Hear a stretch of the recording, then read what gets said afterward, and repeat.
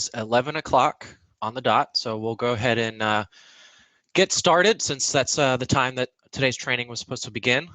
So my name is Dr. John Diaz. I'm here with my colleague, Dr. Laura Warner, and we'll be providing today's training entitled Evaluation Techniques, Direct Observation, and Trained Observer Rating.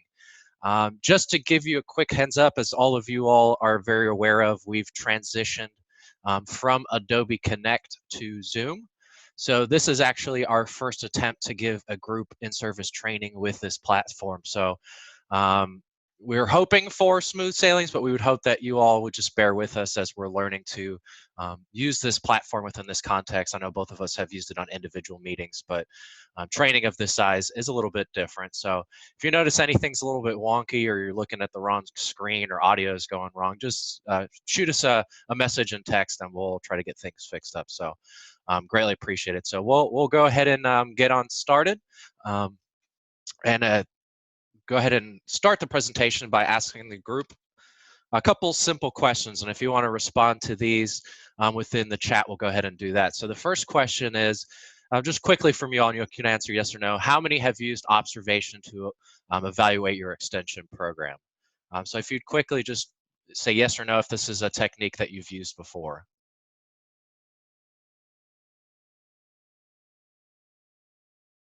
All right, so it looks like there's a pretty decent amount of folks that have used it. That's good.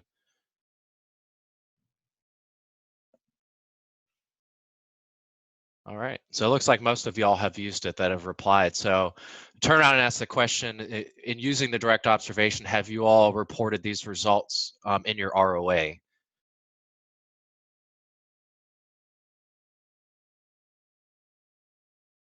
Okay. And as you carry, this isn't a question that's on here, but I'd be curious for those that mentioned that they've used it but not reported it in their ROAs. Would one of you all mind providing kind of why that was?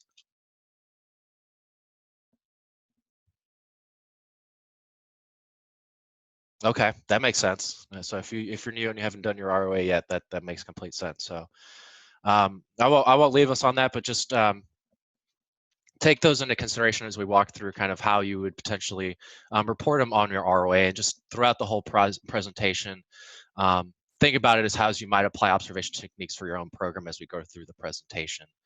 And I just saw Lisa responded, not sure that there's a reportable method. So hopefully through this presentation, we'll kind of show what that might look like and how you could use it to report on your ROA. And then for Laura's question, what a rubric would look like to do observation, because that's definitely part of this presentation. So we'll go ahead and get started. The outline today for our presentation is just an introduction on the direct observation and that evaluation technique. Give you guys a brief understanding of when observation is useful and the benefits of using trained observer rating.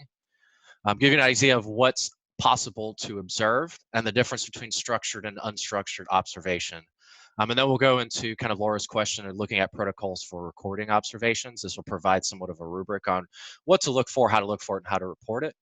And then looking at how to prepare yourself for observation, who could be an observer for your program, and then the last item, training observers. That is a really important part of this whole thing. If you're not going to be observing yourself, making sure that those that are observing for you are trained and understand how to use the protocol.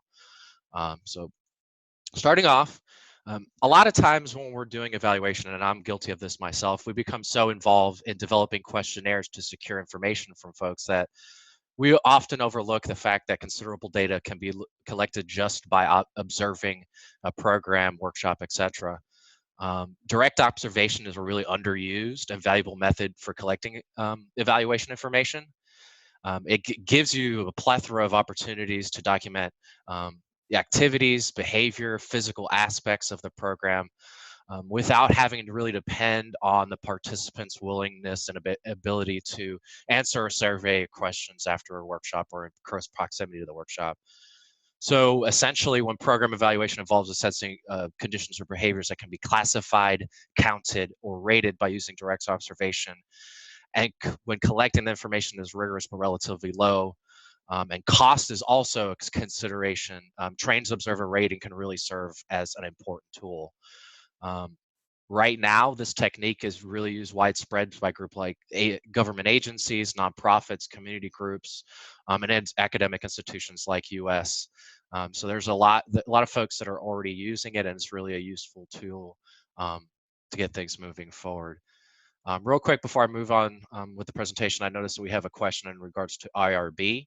IRB would be necessary if you are going to be presenting the findings of your evaluation or publishing your results. So if you intend to do that, that's when IRB would be necessary. So next time, when is observation useful? And there's a lot of opportunities when that is in fact useful. And we'll kind of recirculate with what I mentioned in the last slide. So when program evaluation involves assessing conditions or behaviors that can be classified, counted, or rated by using one's eye and sometimes other senses, and as you can tell, this is a definition from when it's appropriate, and when collecting the information in a rigorous but low-cost way as desired, training observer rating can be an important tool. So as you see, that's kind of echoed in the first introductory slide, but it's meant to reinforce really the wheelhouse for using this technique. Um, it can be used, the direct observer rating can be used either one time, ad hoc, or for tracking outcomes on a regular basis. So as you move forward, it's really dependent on what you want to do with your program. So example, I'll just give you a few of examples of when it's going to be useful. Oh, and here we go. We're starting to see a little bit of the headaches. So when you want direct information, so some of the examples are paying random visits to farms, homes, gardens, or really any other site visits that you all are doing. And it can be a more reliable indicator of whether people are using practices recommended by extension rather than simply asking the people. So this is something that we see a lot in Florida Friendly Landscape. We're surveying folks to see if they're actually implementing these practices. Some folks may say that they are, and then a site visit gives you the opportunity to just to check in to see if they're actually doing it. So it kind of gives you the opportunity to ground truth and make sure that um, these practices and behaviors are actually being adopted. So it provides more rigor to your evaluation. Another example for getting direct information is observing the management operations and procedures of small firms. And that may provide a better information than relying on reports or key informant interviews. So again, taking the onus off of the participants and providing more factual data than could be um, attained otherwise. Another application is when you're trying to understand an ongoing behavior, process, unfolding situation, or event. So some examples, observing and describing what is done in each phase of community development project, observing parents dealing with interruptions from toddlers, and observing officers conducting a business meeting before and after an officer training program. So you can see their behaviors in the process of implementation as it's happening and can make your judgments and evaluation when that's occurring.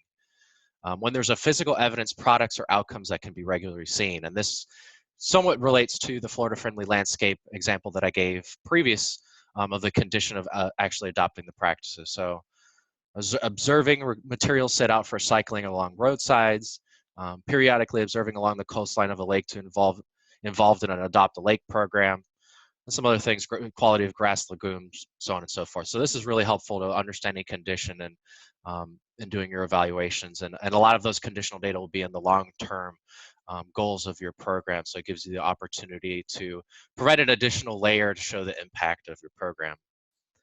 And then the final opportunity of using observation is when written or other data collection procedures seem inappropriate.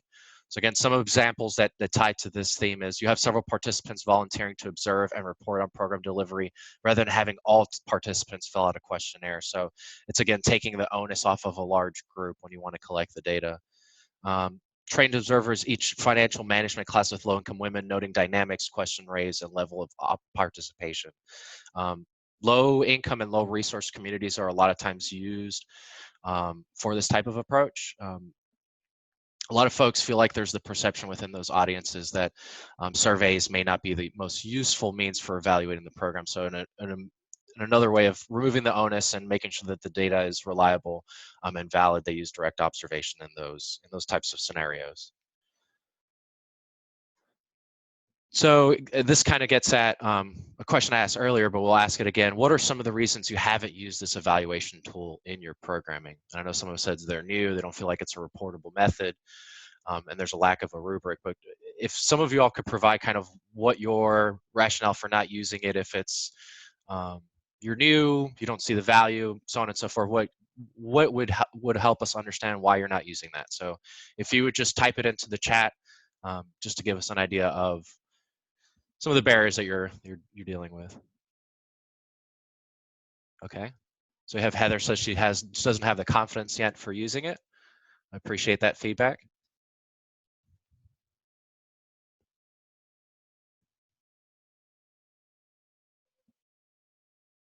Not sure how to achieve consistency. Okay, so that's a really good one, and that's something that a lot of folks think about when they're doing it. So hopefully when we move forward, we can see that. Site visits are timely and vehicle sharing is an issue. Yes, no, I completely understand that. So that'll be something that you have to consider. You know, I know with vehicle sharing myself, it's a balance of trying to make sure that the vehicle is available, and then the time it takes to do site visits. So I think that's a question that we can address one-on-one. I'd be more than happy to discuss what that would look like for your program, but those are definitely important considerations. Lack of rubric, I don't know if I'm gathering good, correct information. Okay. So that's another important one to consider. So we'll answer a lot of those questions as we look at the tools. Lack of structure plus the perception factors may vary. Okay, perfect. So we have a wide breadth of different barriers that folks are experiencing, everything from confidence in their approach to some more logistical issues and some lack of structure and understanding how to report. So it's a wide array of things, but all very justifiable barriers to adopting the approach. So again, hopefully these next slides will provide a little clarity, and then the question and answer at the end, we'll be able to address any of those. So in getting at some of these, we understand the utility, we understand a little bit of the basic information, but what are some of the questions that you need to ask yourself when trying to make the justification or understand if this is the right mode or technique to use? So the first question is, what do you want to know?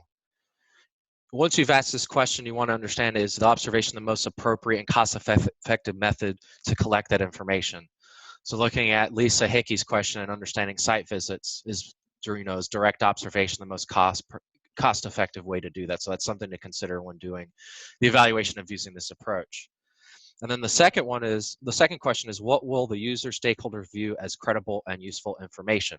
And I think some of the folks have mentioned this in regards to the validity of the information and reporting it for the ROA.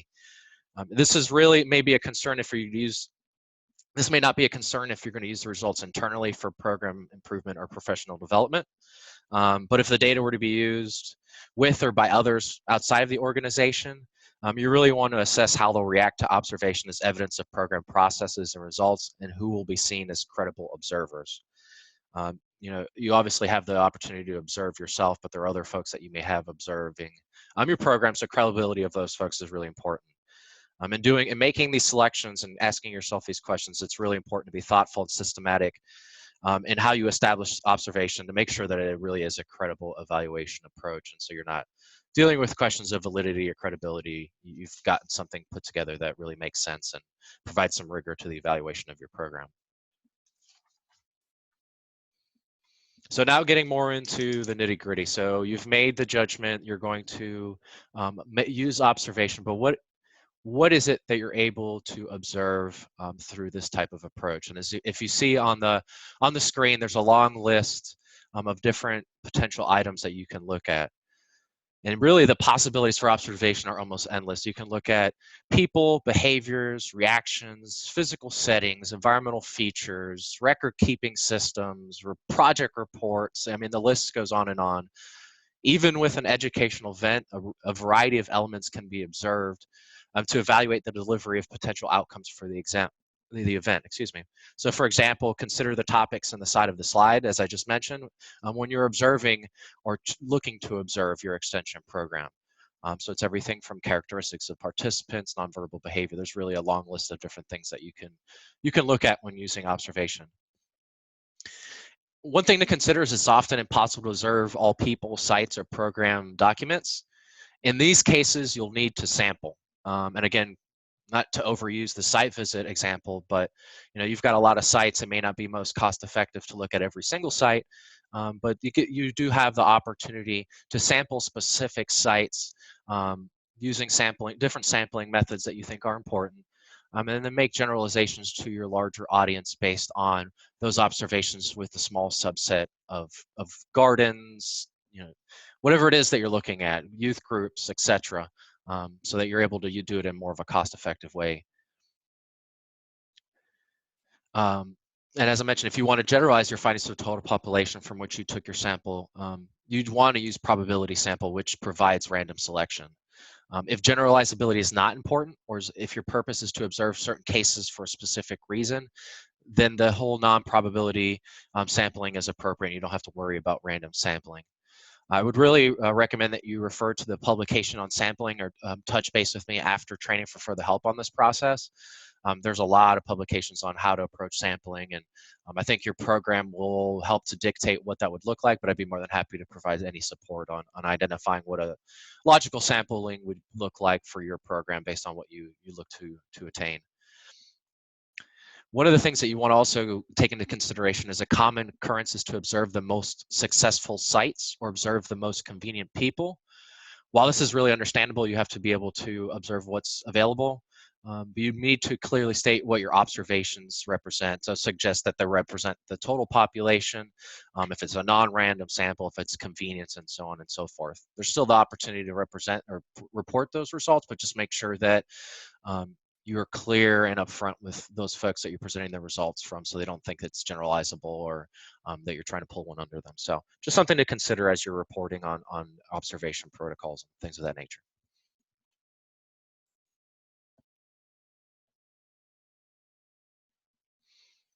So there's really two different types of observations. They're structured and unstructured.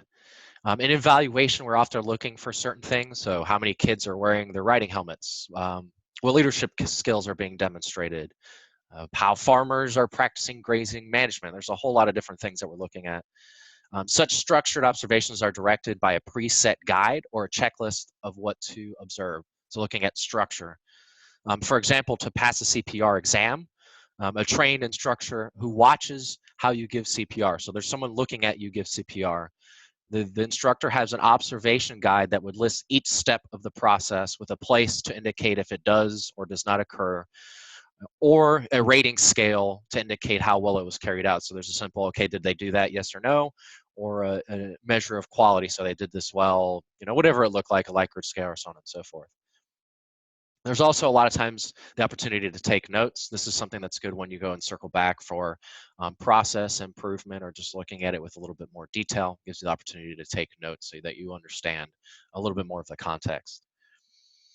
Structured observation are used when you want to standardize information and do a numerical study of how many people are doing certain things. So I know someone mentioned earlier uniformity in reporting results. So structured observations would be the way that you'd want to go if you want to have uniformity across different observers, different program workshops, etc. This gives the opportunity to do that. And they provide quantitative data for frequency counts, rankings, and ratings. So you're able to do some quantitative analysis with structured observations, which may or may not be important for your program or any kind of research or presentations that you're doing in relationship to that. So the other side of the fence is unstructured observation. So as you can tell, it's on. You've got a structured approach, and this is kind of leading to more of an organic understanding of what's going on. In other instances, you may wish to observe the same people, activities, or physical aspects, but want to observe them as they naturally exist. So recording whatever you see that relates to your evaluation question. You do it in this way because you do not want to confine yourself to looking for preset items. And the approach with this unstructured observation protocol really comes from the world of anthropology. It seeks to be inclusive and to see things within the participant's context. So to give you an example, when evaluating a program to improve fathers' parenting skills, you may observe the fathers with their preschoolers, for example. You observe the full situation, everything that's going on in the setting, and not limit your observations to pre-identified areas. So it gives you an opportunity to see different themes that you may not have been able to see within the literature or within other cases, so that if there's information that's meaningful, you're not really closing your eyes to those possibilities of collecting that data, so you're really taking in the whole scenario. With open-ended, unstructured format, you can pick up things that you might not have caught about in advance. Less structured observation produces qualitative data. So structured is more quantitative in nature. Unstructured observations are more qualitative, open-ended type of format. In some situations, observing what does not happen may be as important as observing what does happen. Often it is useful to combine elements of structured and unstructured formats in the observation, including the pre-identified items that you may want to pay attention to, as well as space for recording unexpected or unique happenings. Typically, how that happens is you'd have the structured protocol on top and then opportunities for notes, where it may be just an open-ended comments notes section or more structured areas to provide notes. So there's a balance of, and again, really depends on what your program is looking to evaluate and if you're looking for more of an evaluation of what's going on or looking to observe specific occurrences.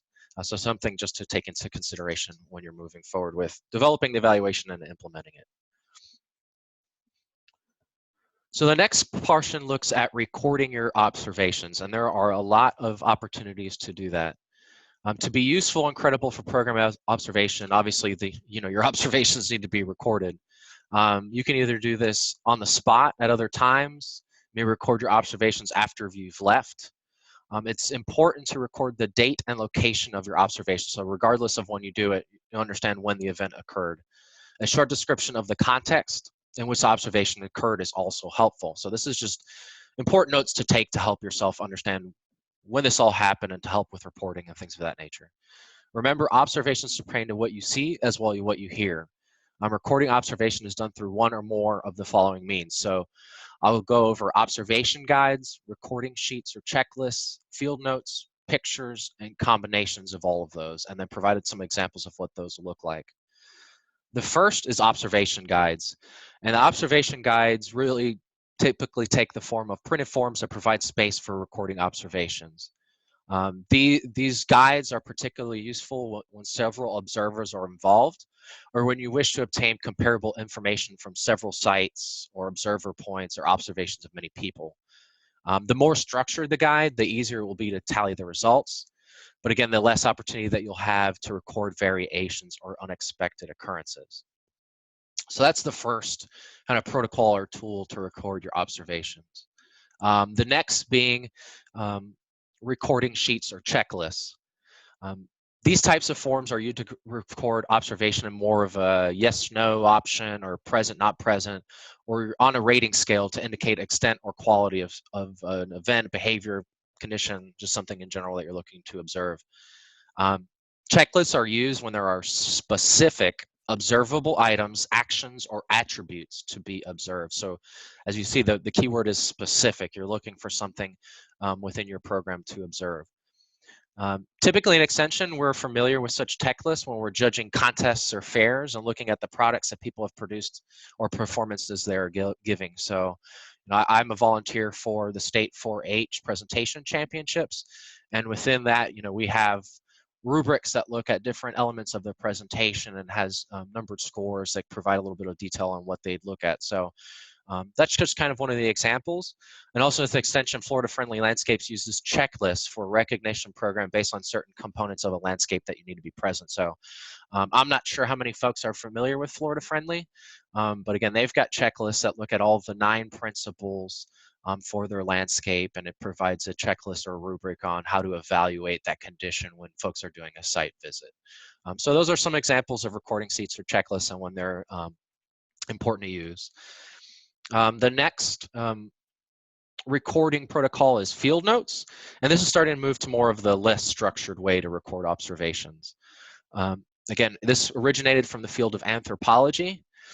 Using field notes extension evaluation means recording observations more of in a narrative, descriptive style as you notice or hear something of importance. There really is no predetermined item or behavior to observe, and thus no printed recording form. So you really just take a notebook out, take notes. Often a notebook is used to record these observations. It's really important to leave a wide margin on the side of the paper to facilitate later analysis. So as you come back to the text, gives you an opportunity to take notes and leave your impressions, so just to allow for better analysis. Again, you will need to carefully record the date, location, and any relevant contextual information for all field note entries. And this is really the most important for field notes. Since it's qualitative in nature, you want to make sure that you have an idea of when it was done, what time of day, where, as much information about the setting as you possibly can. So when you're making judgments of what you observed, you have kind of the full picture. You may want to observe observations at the time, take brief notes, and write a more descriptive narrative later. So by doing the observations and taking notes right then, you still have it fresh in your mind, but then also by coming back to it, it gives you the opportunity, once reflection has happened, just to kind of circle the dots and make sure that you've got everything in place, so that when you're doing reporting and more of the analysis on the back end, you're still familiar with what's going on. You've had the opportunity to reflect and are in a good place for analysis. In some, you may also want to commit the observation to memory or take notes later. There are also some instances you want to dictate your observations as soon as possible into a tape recorder for later analysis. So again, this is something to take into consideration when you're taking notes. Depending on the level of detail, the level of accuracy will depend on how you want to take notes. So if you want to do analysis of transcriptions, you'd obviously want to have a recording device. But if you're looking for just general takeaways, you can be less regimented with it by just doing general notes and things of that nature. So again, things to take into consideration when you're doing field notes, if it makes sense for your program. The next method of evaluation through recording your observations for direct observation is pictures. And this is something that a lot of folks don't realize, but photos and videos can be used to record observation. The camera is really an extension of your own eye. The camera makes a record that can be analyzed later and be used to illustrate your evaluation report.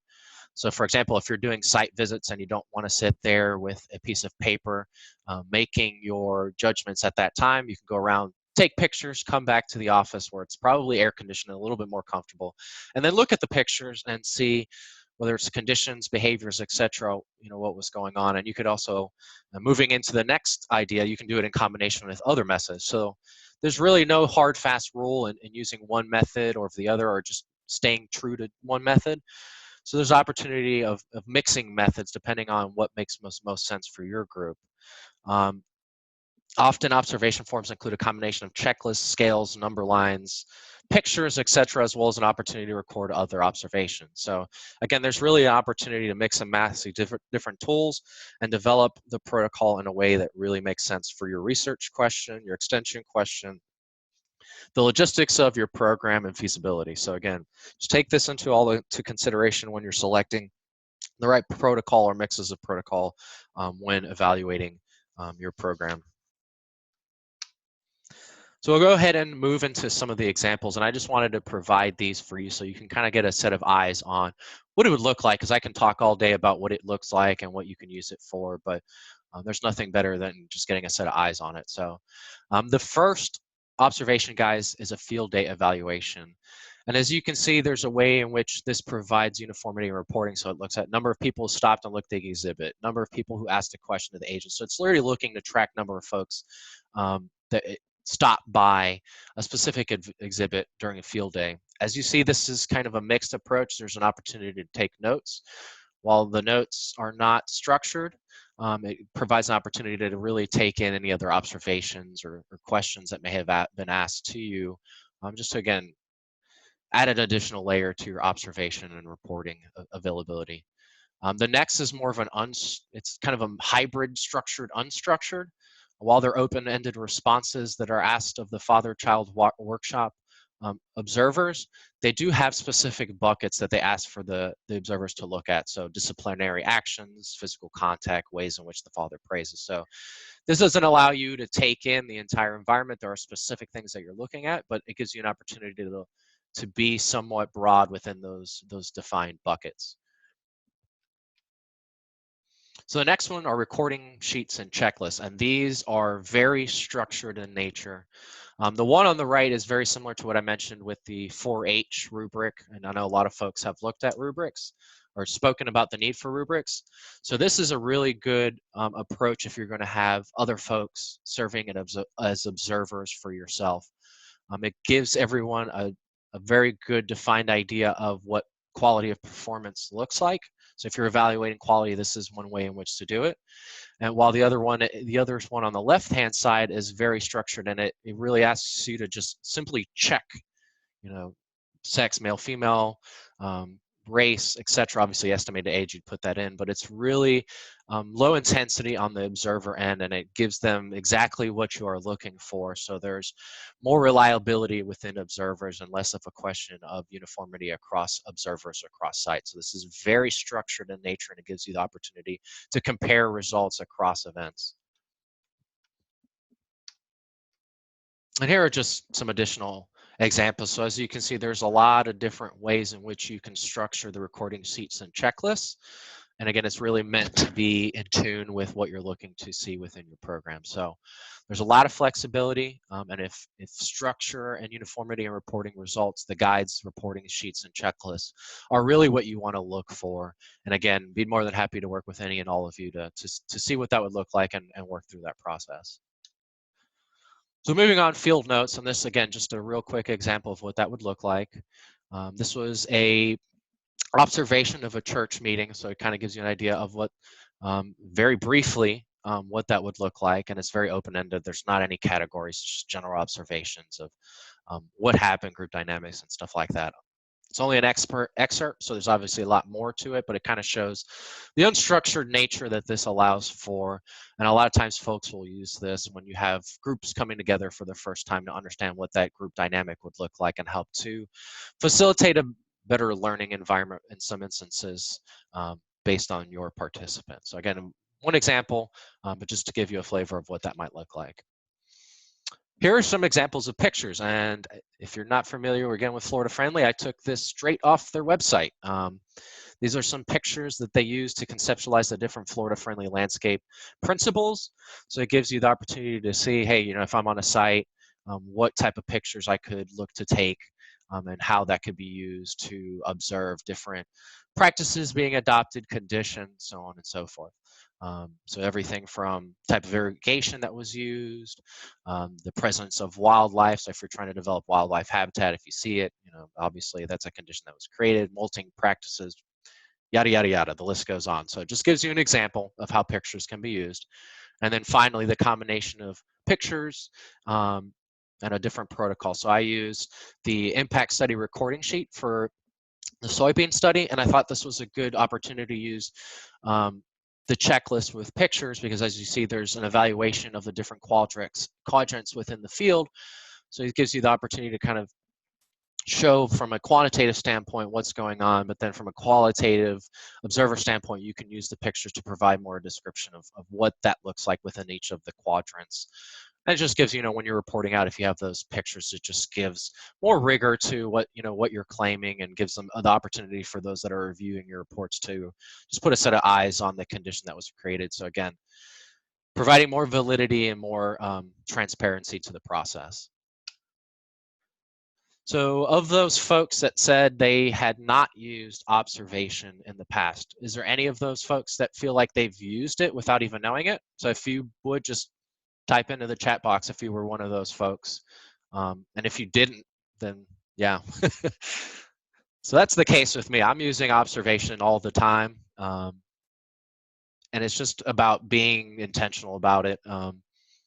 There's opportunity to do that in a lot of different instances. And I know a lot of folks, one of the questions that they ask themselves is, how do I collect the data without bothering my participants to create another survey that they may have already taken 3 or 4 in the past? So again, you may be doing it already. There's an opportunity to create a protocol and a procedure to just make it more formalized and allow yourself to report a lot of those impacts on your ROA that we're all very concerned with, because we're getting to that point in time. It's October, and we're amidst ROA season. So if you're doing it, it makes sense to just capture that data and report out on it, so that you can, when it comes to tenure and promotion time, you have a really robust data set, and you've used all the opportunities to collect that type of data.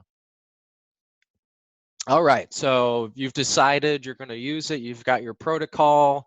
You're about to go out there and do it yourself. So what's next?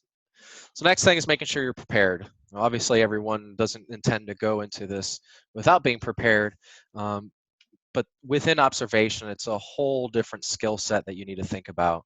And one of the things I like to conceptualize this around is watching a movie. You know, a lot of times you'll watch a movie and the second go around, you'll catch things that you didn't catch the first time, or you'll be watching it with someone else. They'll catch one thing and you'll catch something else. So by preparing yourself, there's the opportunity to really train yourself on capturing details, discerning what's going on, interpreting different takeaways, and validating your results through different exercises that you can do before you're actually doing actually doing the observation. So for capturing details, I'll just give you kind of quick examples on what some other folks have done to do preparation for observation. So the first is preparing to capture detail. A lot of times artists develop skills and observations by studying or trying to replicate what they see. So this might be something that you'd want to take on. You'd want to start by increasing the if I could talk today, the accuracy of your observation by studying a complex picture for a few seconds, then move on to describing everything you can see out your window. Then finally try describing in detail a dynamic scene that is not repeated. And just kind of moving on to the complexity so you can kind of hone in your skills and move from something that's very easy to observe to something that's more complex to make sure that you're catching everything, because in the observer protocol you really are the instrument, so making sure the instrument is ready to go is really important. This is something that you want to try to do multiple times, and it really just hones in your ability to capture detail when making observations. um, and you'd probably need this more for the field notes than anything else, but it's obviously very important regardless of the type of protocol you use. For discerning, there's likely to be much more in what you are observing that you can even take in. If you're doing a group workshop, there's going to be a lot that's going to be going on. So the question is discerning what is important. You're really going to need to be discerning and looking at the detail and observation and select what is important to your purpose. So looking back at the aforementioned exercise that I just mentioned as far as honing in your observation skills, really go into it with an explicit observation purpose and try to focus your observation on what aligns with that purpose. So rather than taking in the entire movie scene or picture, give yourself a question in which you're trying to evaluate and observe, and focus in on that question so that you're getting what you need. The next is interpreting. And just as a survey or interview data can be interpreted differently, what you can see and hear can be interpreted in various ways by different people, or even really by yourself at different times. So getting back at the movie analogy, you may interpret something differently the first go around as the second if you've had an opportunity to observe it more than once. So in preparation, you might want to recruit colleagues to include in the interpretation of or review. Here we go. Stumbling over my tongue here today. Or review research to help and make some sense of observational data. And a lot of times you'll hear this as kind of group coding or a method to increase intercoder reliability. So it's just an opportunity to recruit folks early on in the process, and then use their eyes as an additional lens to make sure that your interpretations of the result aren't obviously overly biased by your background, your area of expertise, your program, and stuff like that. So you're able to really get a holistic, non-biased, and comprehensive lens on the results of your study and the interpretation of the results. Finally, in validation, making the decision about what is observed have major consequences. It may be important to validate one's observations, and that really means going back and repeating the observation. It may mean watching several people before forming a conclusion. It may mean involving others to validate the observations. So recording observations on videotape or camera may be necessary when instantaneous observations are difficult. I promise I'm going to get over my tongue today. Videotapes can be played several times, and both can be examined by more than one person to validate a conclusion. There are important considerations to plan for when using observation for evaluation in this type of way. For me, my own personal bias, I love using recorders and videotape. That takes a lot of the guesswork on what actually occurred based on your recollection. I have a 5-year-old and 1-year-old at home, so I only have a limited amount of brain space to remember what happened during a workshop. So by using that technology, it really gives you the opportunity to revisit what's happening without having to do another workshop. There's opportunity for others involved to see the exact same event. So when they're judging your results, they can kind of see what you were looking at. And it just helps you retain what happened during that workshop. So if you want to revisit it for whatever other reason in the future, that's available. So not trying to lead you all to video recording or audio recording, but for me, and someone who does a lot of research, it really makes a lot of sense. And you're taking the responsibility off yourself to have a ridiculously sharp memory in times where we all have a lot of things going on. So just my personal recommendations, but you can do it however you want with what makes sense for you. So moving on to the next. So now we're just plugging along. So you've identified to prepare yourself, you got the protocol, and you're starting to identify how you're going to do the observation after you've prepared yourself. You're starting to realize that you may not be the only person able and capable of doing the observations, or doing it by yourself just isn't feasible. So this slide provides the opportunity to show how both yourself and a lot of other stakeholder groups can be involved in observation. So it doesn't lead to the expectation of you doing it all the time by yourself. But obviously you are the most likely person to be the observer. So again, arm yourself with the observation guide, a checklist, or a notebook for jotting down observations and comments, and keep field notes during the course of a program and use the notes as evidence. So again, this is if you were doing it on your own. A lot of folks will do that way, but again, there's opportunity to include more folks. Program participants, whether randomly chosen, can do some special observing, and can be purposely selected as a steering panel, are in a good position to observe a program. So yes, actual program participants can serve as an observer. They can either be singly or as a group, and you might want to develop a list of things to look for, or you may decide to record anything deemed important. Through debriefing, the observers can share their information and implications of what they observed, or each observer might write up a brief report with or without recommendations. Participants are asked not only to participate as they ordinarily would in the session, but to be more aware of the reactions and interactions of their fellow participants. So within this stakeholder group, you really walk a fine line in making sure that you want to select the right folks. This might be a good opportunity to use recurring participants. They're already engaged and bought into the program, so it wouldn't make sense to have a new person do all of this. They'd more than likely not be involved in your next workshop. But again, it gives you the opportunity to take the lens of the participant and use it for an evaluation type of approach. My recommendation, and it was listed on the previous bullet, was using more of a structured protocol, since the participants themselves are not going to be experts in doing observation. You want to take a lot of the guesswork out of their hands, so a structured protocol will help to move in that direction. Participants can also be asked to observe someone else's program. So for example, a 4-H project leader might be asked to attend a project meeting in another club, and upon leaving the meeting to fill out a check sheet or write a tape or description of the following the guide. A secondary benefit is that the project leader may see things to change his or her own meeting by spotting them somewhere else. So it just gives an opportunity to use a new stakeholder group, and by using that group, they can see what they can then translate to their own program. The next group that provides opportunity to serve as observers is stakeholders in general.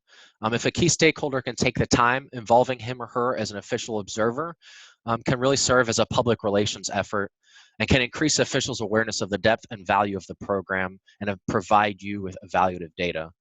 You will probably want to orient the official to the observer role, and perhaps provide him or her with a guide or checklist of things to observe, and obviously arrange for a debriefing or discussion afterwards.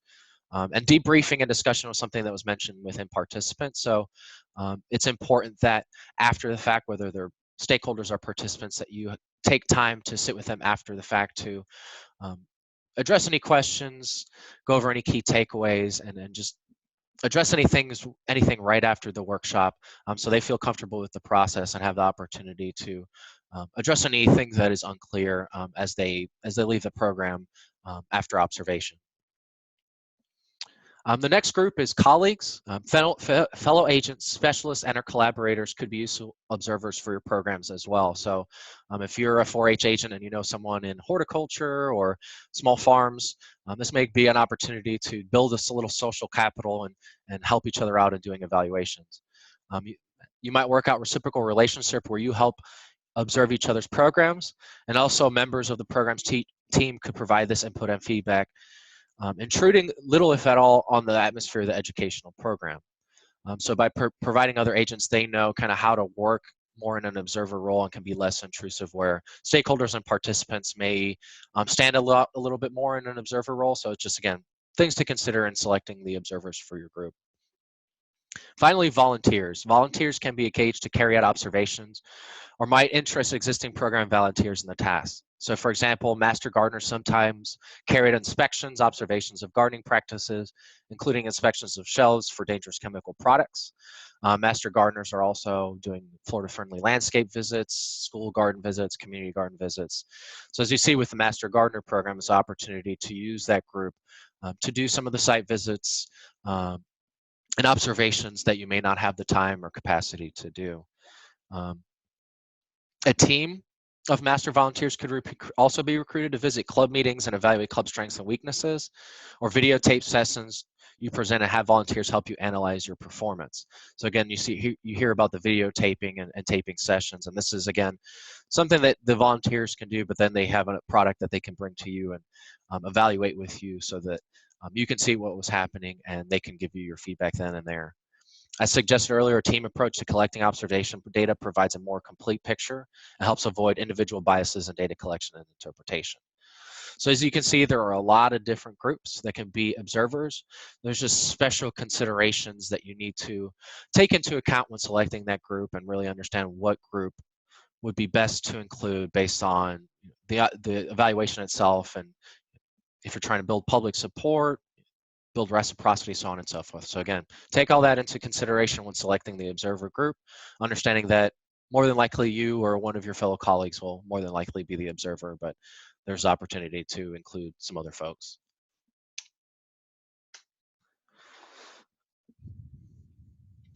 So we're getting close to the end here, and one of the last components is on training observers. And training observers is really important.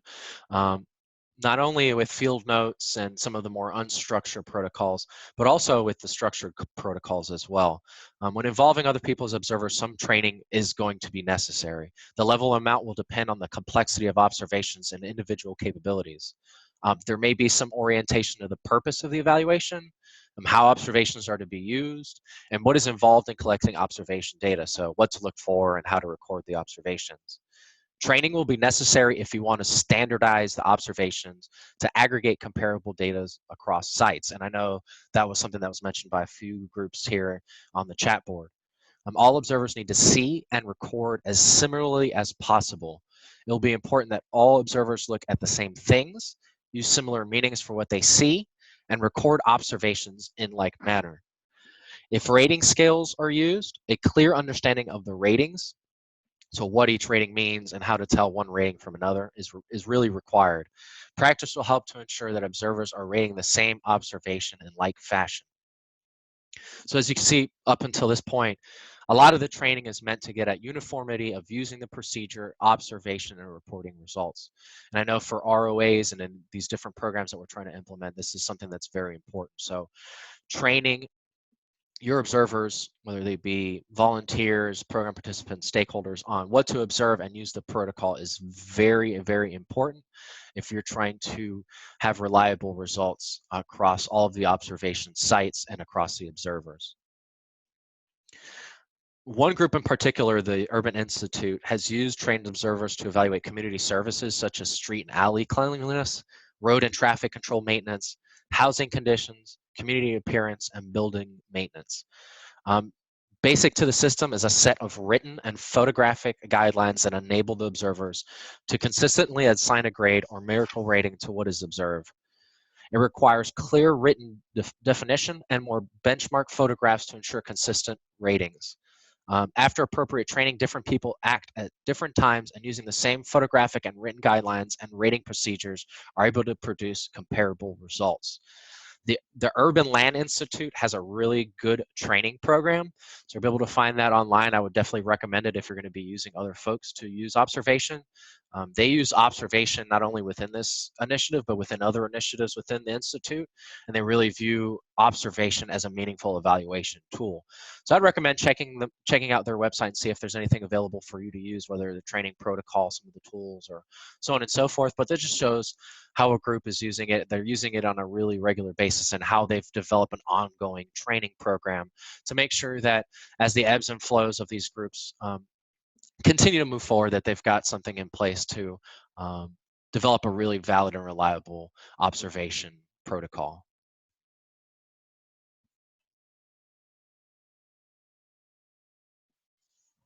So really, in summary, there's a variety of possibilities that exist for using observation as credible data collection method and extension program evaluation. Whether you're using structured guides and checklists or unstructured field notes or guides, there are many opportunities to integrate observation and evaluation. Being thoughtful and systematic is really fundamental to being successful with such efforts. With a little bit of planning, you can really build observation techniques into your program, collecting and interpreting information as you go along, rather than leaving evaluation until the very end. So it gives you the opportunity to be systematic and intentional with your evaluation, take a lot of the onus off the participants so you're not getting into the world of survey fatigue, and providing really meaningful and factual data, not only for program improvement, for accountability purposes to build public support for your own program. So that is all we've got today. I've got my contact information on here. It's got my telephone number and email address. If you have any questions in regard to focus groups after the fact, in relationship to your own specific program, I'd love to schedule a time and day to talk with you and see what would make sense for your own program. I do that on a pretty regular basis, do the individual consultation. So obviously we'll be answering questions now, but if after the fact you want to get in touch and start to see what it would look like for your own program and develop things that way, be more than happy. And also we had on the training today, Dr. Laura Warner. She's also an evaluation specialist in the department, and we'll both be answering questions here at the very end. So if you have any questions, fire away. And I think we've already got one from Sarah. So in terms of getting an IRB, if we are publishing our results to our website or in a blog, even in the 4-H newsletter, is an IRB necessary? I would appreciate a little more clarification on what constitutes publication. If we are sharing the evaluation information and results of the public, is an IRB necessary? Thank you. So yes, if you're publishing the results in any way, IRB is necessary. I think in a lot of cases, extension faculty and staff are not aware of the IRB requirements, but whether it's a fact sheet or a presentation or a journal article, whenever you're sharing results about human subjects with the public, it requires IRB approval. With that being said, all of the work that's being done with this group, we're not doing clinical research or clinical trials or anything like that, so it's very low risk research. So a lot of the times you'll be exempt from the full review process. So simply filling out the application, let them know what you're doing, and that kind of gives you the green flag to move forward and mitigate any potential issues after the fact. So I would do the IRB process if you plan on presenting at a conference, publishing a fact sheet, stuff like that. Any other questions?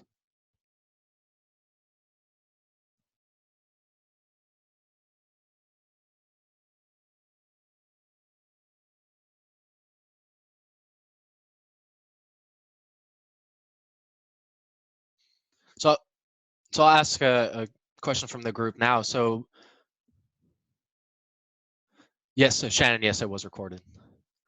So with this presentation, do you all feel like you are more knowledgeable and comfortable to move forward in developing a focus group protocol, or thinking about incorporating focus groups into the evaluation of your own program? I'm just curious for my own sake, what you all got out of this.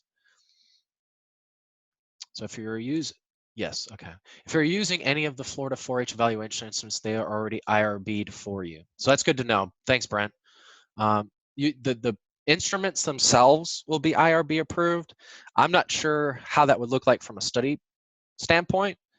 So Brent, I don't know if you've done that before, if you want to provide a little bit more clarity, but what I understand is you'd still have to use the instrument, state it's a pre-approved instrument, and then just fill out the rest.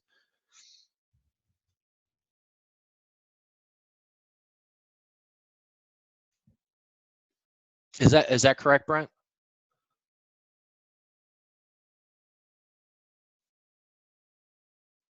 Maybe I should unmute Brent. Might be a little easier.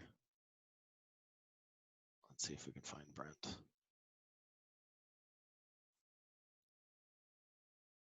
So Brent, I unmuted you. I think I did. Can you hear me? Yes, I can hear you. So if you want to explain a little bit more about that. Yeah, what we've done at the state level for 4-H, if you're using any of our instruments, we actually have a full IRB approval that where they opt in through our participation form for informed consent.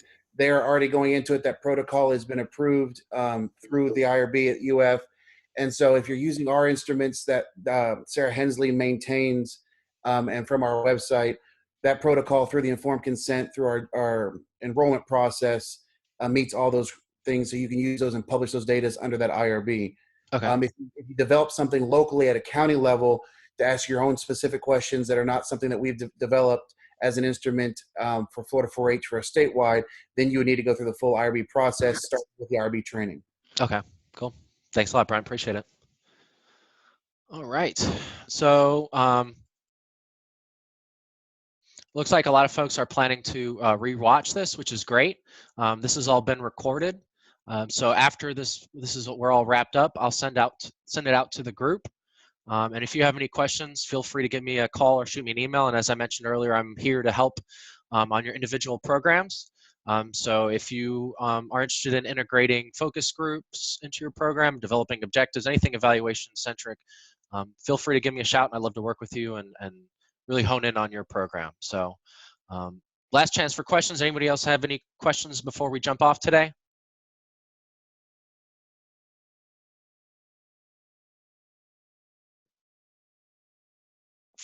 All right. Well, thanks everyone for your participation and bearing with us as we tried to figure out Zoom.